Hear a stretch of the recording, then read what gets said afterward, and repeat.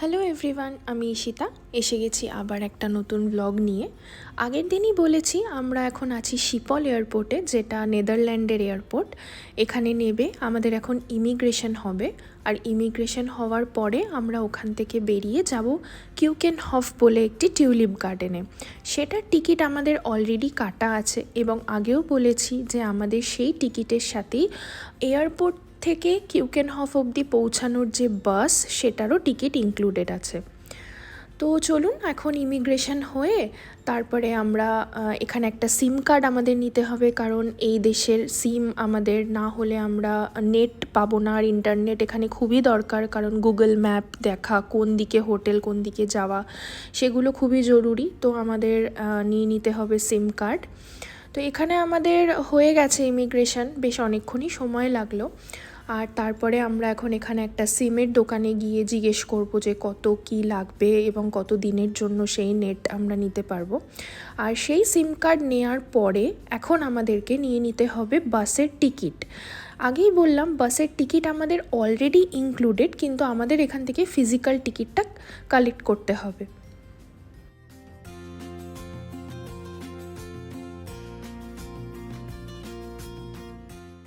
আর এখন এখানে local time অনুযায়ী 3:30 প্রায় কাছাকাছি বেজেই গেছে। আমাদের 3:30তেই বাসটা বুক করা আছে, কারণ 4টে আমাদের কিউকেনহফে ঢোকার টিকিট। তো আমরা এখন এখানে টিকিটটা কালেক্ট করে বাসের দিকে এগোবো। আমাদের বাসের টিকিট নেওয়া হয়ে গিয়েছে, আর এই যে আমাদের বাস নাম্বার, আমাদের এদিকেই যেতে হবে। কিন্তু তার আগে আমরা হয়ে নিয়েছি খানিক ফ্রেশ, কারণ আমরা সারা রাত্রি জার্নি করে এসেছি, দুজনেই ভালোই টায়ার্ড ছিলাম। তো এখনও আমাদের কিউকেনহফ টিউলিপ গার্ডেনে অনেকটা ঘুরতে হবে, সেই জন্য একটু মুখে হাত পায়ে জল দিয়ে জামা চেঞ্জ করে এখন আমরা যাচ্ছি বাসের দিকে।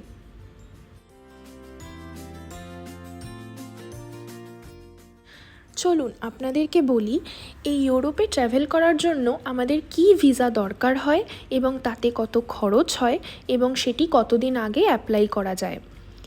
তো আমাদের এই ইউরোপে ঘোরার জন্য সেনজেন ভিসা বলে একটি ভিসা অ্যাপ্লাই করতে হয়। এই সেনজেন ভিসার মধ্যেই ইউরোপের অধিকাংশ কান্ট্রি কিন্তু ইনক্লুডেড আছে।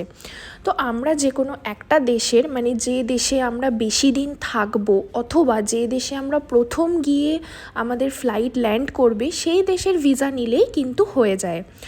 তো এইখানে আমরা ভিসা অ্যাপ্লাই প্রায় 6 মাস আগেই করতে পারি, এবং এই ভিসা 15 দিন আগে অবধি আমরা বুক করতে পারি, কারণ ভিসা অ্যাপ্রুভ হয়ে আসতে কিন্তু 15 দিন মতন সময় নিয়ে নেয়। তাই ট্র্যাভেল করার 15 দিন আগে ম্যাক্সিমাম আমরা এটা অ্যাপ্লাই করতে পারি।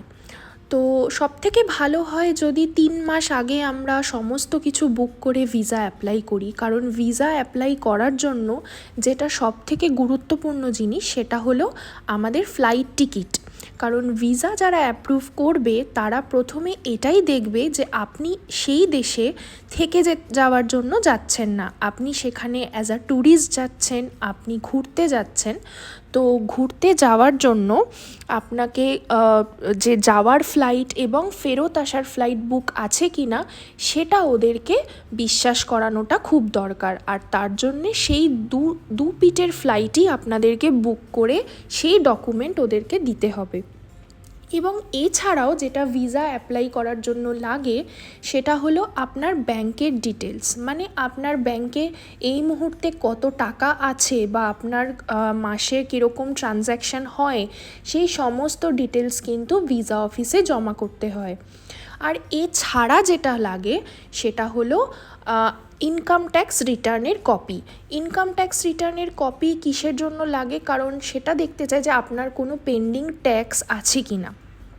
এই নিয়মগুলো ভারতের জন্য অ্যাপ্লিকেবল, কারণ সেখানে আমরা ইনকাম ট্যাক্স দিয়ে থাকি। আর তারপরে যেটা লাগে সেটা হলো আপনার ওখানে হোটেল বুক করা আছে কি না, মানে আপনি যে যে দেশগুলো ঘুরবেন সেখানে আপনার যাওয়ার মতন থাকার মতন জায়গা আছে কি না। তো সেই হোটেল বুক করাটাও কিন্তু ভিসা অ্যাপ্লাই করার আগেই আপনাকে করতে হবে। তাহলে আমাদেরকে ফ্লাইট বুক আগে করতে হয়, আমাদেরকে হোটেল বুক করতে হয়, এবং আরেকটা জিনিস যেটা জরুরি সেটা হলো ওখানে গিয়ে আপনি কোথায় কোথায় ঘুরবেন, মানে যেটাকে আইটেনারি বলে, সেই আইটেনারিরও ডকুমেন্ট কিন্তু জমা দিতে হয়।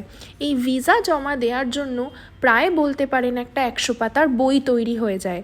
এবং আপনি যদি আপনার কোনো ডিপেন্ডেন্টকে নিয়ে যান যার কোনো ইনকাম নেই, তো সেই ক্ষেত্রে আপনার সেই ডিপেন্ডেন্টেরও আপনার কাছে সেই খরচ আছে কি না, মানে ব্যাংকে আপনার কাছে সেই টাকা আছে কি না, যাতে আপনারা দুজনেই কোনো অসুবিধে হলে ফেরত আসতে পারেন আবার আপনার দেশে, সেইটা কিন্তু ওরা দেখতে চায়। দেখুন, গল্প করতে করতে বাসে করে আমরা এসে গেছি কিউকেনহফ টিউলিপ গার্ডেনের ভেতরে। বাজে বিকেল 5:30, তাও কত ভিড়! এই সময়টাতে প্রচুর ট্যুরিস্ট আসে, বিভিন্ন দেশ বিদেশ থেকে কিন্তু এখানে নেদারল্যান্ডে ঘুরতে আসে টিউলিপ গার্ডেন দেখার জন্য। কি অপূর্ব সুন্দর লাগছে দেখুন, সারি সারি দিয়ে বিভিন্ন রঙের টিউলিপ ফুল, এবং এখানে কি সুন্দর একটি জলাশয়।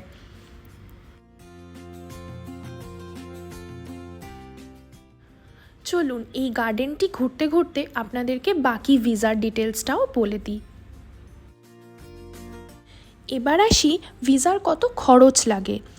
আমরা এই ভিসাটা অ্যাপ্লাই করেছিলাম আমাদের যাওয়ার 3 মাস আগে, তো যেটা ওই জানুয়ারি মাসের শেষের দিকে। তো তখন আমাদের ভিসা লেগেছিল এক একজনের 10,000 টাকার কাছাকাছি। এই ভিসার খরচের মধ্যে যেটা ইনক্লুডেড থাকে সেটা হলো ভিসার প্রসেসিং ফিস এবং ভিসার অ্যাপয়েন্টমেন্ট ফিস। এই সব মিলিয়ে প্রায় 10,000 টাকার কাছাকাছি খরচ পড়ে যায়। এছাড়া যেটা খুবই গুরুত্বপূর্ণ একটি জিনিস ভিসা অ্যাপ্লাই করার জন্য লাগে, সেটা হলো ট্র্যাভেল ইন্স্যুরেন্স। এই ট্র্যাভেল ইন্স্যুরেন্সটি দরকার পড়ে আমাদের এই জন্যেই, কারণ ধরুন বাইরের দেশে গিয়ে কেউ অসুস্থ হয়ে পড়লো বা অন্য কোনো সমস্যায় পড়লো, যাতে সেই কোম্পানি আপনাদেরকে তখন সাহায্য করতে পারে। কারণ ওখানে গিয়ে আপনার পক্ষে আইএনআর বা ভারতীয় টাকা খরচা করা সম্ভব নাই হতে পারে। সেই কারণেই এই ইন্স্যুরেন্সটি ভীষণ ভীষণ গুরুত্বপূর্ণ। আর এর ডিটেলসটাও কিন্তু আমাদেরকে ভিসা অ্যাপ্লাই করার সময় জমা দিতে হয়। আর এটা ছাড়া যেটা লাগে আমাদের পাসপোর্টের ডিটেলস, যেটা ভীষণই ইম্পর্টেন্ট। আর পাসপোর্ট ডিটেলস বলতে কিন্তু শুধু কারেন্ট পাসপোর্ট না, অনেক সময় ভিসা কোম্পানি কিন্তু এটাও দেখতে চায় যে আপনার আগের যে পাসপোর্ট ছিল সেই পাসপোর্টগুলোরও কিন্তু ডিটেলস তারা চাইলেও চাইতে পারে। তো সেগুলো আমাদের সঙ্গে রাখাটা খুব জরুরি। ধরুন আপনার আগে দুটো আরও পাসপোর্ট ছিল, তো পুরনো দুটো পাসপোর্টেরই কপি আপনাদের সাথে থাকাটা খুবই জরুরি। সাধারণত ভিসা অ্যাপ্লাই করার 15 দিনের মধ্যে ভিসা এসে যায়, এবং সেটা কিন্তু আপনি আগে থেকে জানতে পারবেন না যে আপনার ভিসাটি অ্যাপ্রুভড নাকি রিজেক্টেড। সেটা আপনি ভিসা যখন কালেক্ট করবেন তখনই জানা যাবে। এই এতটা রাস্তা আমাদের প্রায় না খেয়ে ঘোরার পরে প্রচণ্ড খিদে পেয়ে গেছিলো, তাই এখানে একটা ক্যাফেতে আমরা ছোট পিৎজা আর একটুখানি ফ্রেঞ্চ ফ্রাইস নিয়ে খাচ্ছিলাম। যদিও এখানে কিন্তু এটাকে ফ্রেঞ্চ ফ্রাইস একদমই বলে না, এটাকে ওরা শুধু ফ্রাইস বলে। আর এই ফ্রেঞ্চ ফ্রাইস কথাটা কিন্তু বোধহয় শুধু ইন্ডিয়াতেই ইউজ করা হয়। এই এপ্রিলের সময়টাতে নেদারল্যান্ডে কিন্তু প্রায় সানসেট হতে হতে ওদের 8:30, মানে সন্ধে 8:30 হয়ে যায়। তো সে কারণে আমরা এখানে 4টের সময় আসার পরেও আমাদের এখানে প্রচুর লাইট আছে ঘুরে দেখার জন্য। তো সে কারণে আমাদের বিকেলে এসেও খুব একটা অসুবিধে হয়নি। কিন্তু সাধারণত বলে যে সকাল সকাল যেতে, কারণ এই কিউকেনহফের এরিয়াটি এত বড় এবং সেখানে ঘুরতে কিন্তু অনেক সময় লেগে যায়। আর সকাল সকাল এলে যেটা হয় সেটা হলো এখানে ভিড়টাকে এড়ানো যায়। কিন্তু আমাদের কিছু করার ছিল না, আমাদের বাকি দিনে আমরা কিউকেনহফটাকে ইনক্লুড করতে পারছিলাম না আমাদের প্ল্যানে। সেই কারণেই আমরা কিন্তু এয়ারপোর্টে নেবেই আগে এই কিউকেনহফ গার্ডেনটি দেখে তারপরে আমরা এখান থেকে হোটেলে ফেরত যাব। এবং নেদারল্যান্ডে যদি আপনি টিউলিপ গার্ডেনে ঘুরতে চান, সবসময় যে আপনাকে কিউকেনহফেই আসতে হবে এরকম নয়। নেদারল্যান্ডে কিন্তু প্রচুর প্রাইভেট টিউলিপ গার্ডেন আছে, এবং সেখানেও কিন্তু আপনি গিয়ে এই টিউলিপ গার্ডেনের সৌন্দর্য উপভোগ করতে পারেন। এবং সেখানে কিন্তু অনেক জায়গাতেই আছে যেখানে আপনাকে কোনো টিকিট কাটতে হবে না, কিন্তু সেটা আপনাদেরকে একটুখানি খুঁজে যেতে হবে যে কোন কোন জায়গাতে আপনি এরকম প্রাইভেট গার্ডেনে উইদাউট এনি টিকিট গিয়ে ছবি তুলতে পারেন। এই একটু আগেই যে উইন্ডমিলটা দেখছিলেন, আমরা এখন তার ওপরে এসেছি এবং তার ওপর থেকে এই জায়গাটা কি সুন্দর লাগছে না। আসলে এই সবুজ জায়গাটাতে এখনও ফুল ফোটেনি, হয়তো আরও কিছুদিন পরে টিউলিপ ফুটে এখানটা আরও সুন্দর দেখতে লাগবে। এখানে আমিও কিছু ছবি তুলে নিয়ে এবারে আমরা বেরোনোর দিকে এগোচ্ছি। চলুন তাহলে কিউকেনহফ গার্ডেন কেমন লাগলো আমাকে অবশ্যই জানাবেন। এবার আমাদের যেতে হবে কিন্তু হোটেলের দিকে, কারণ এখান থেকে হোটেলে যেতে গেলে আমাদের মেট্রো করতে হবে। আর আমরা ওখানে গিয়ে কী কী ছবি তুলেছি সেটা দেখানোর জন্য আপনাদের কাছে রইল কিছু ছবি।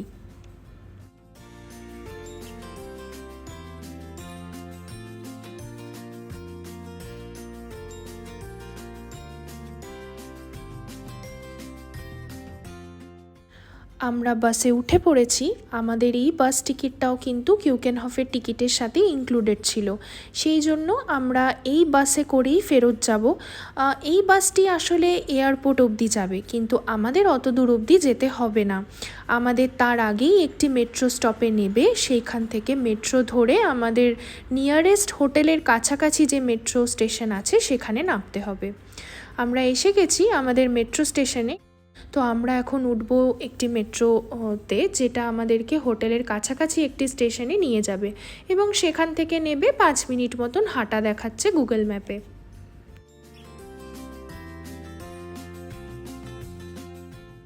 আমরা এখানে এসে কেটে নিয়েছি আমাদের মেট্রো টিকিট, যেটা আমাদের এখানে 3 দিনের জন্য ভ্যালিড থাকবে। আর 1 মিনিট মতন সময় দেখাচ্ছে ট্রেন আসতে, তো ততক্ষণ আমরা এখানে অপেক্ষা করি। এসে গেছে আমাদের মেট্রো। আমরা এখন মেট্রোতে উঠে যাব আমাদের হোটেলের কাছাকাছি স্টপে।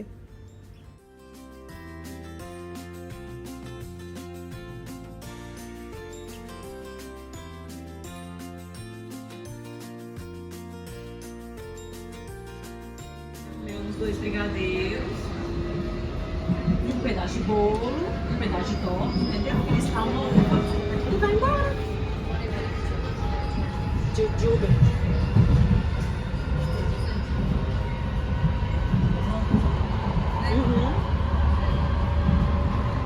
Mas é Uber dá 20 euros. Será que ele cobra mais barato que isso?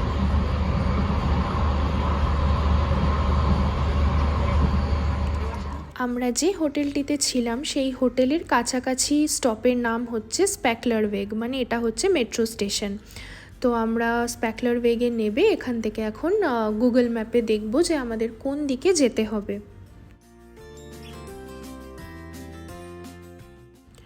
তো চলুন আমরা দেখে নিয়েছি আমাদের কোন দিকে যেতে হবে। আর এখানে এই ট্র্যাভেল পাসগুলো এরকম দেখতে হয়, এটা মেট্রোতে পাঞ্চ করা যায়। আর এখানে দেখতেই পাচ্ছেন এটা লেখা আছে ভ্যালিড টিল 3 ডেজ।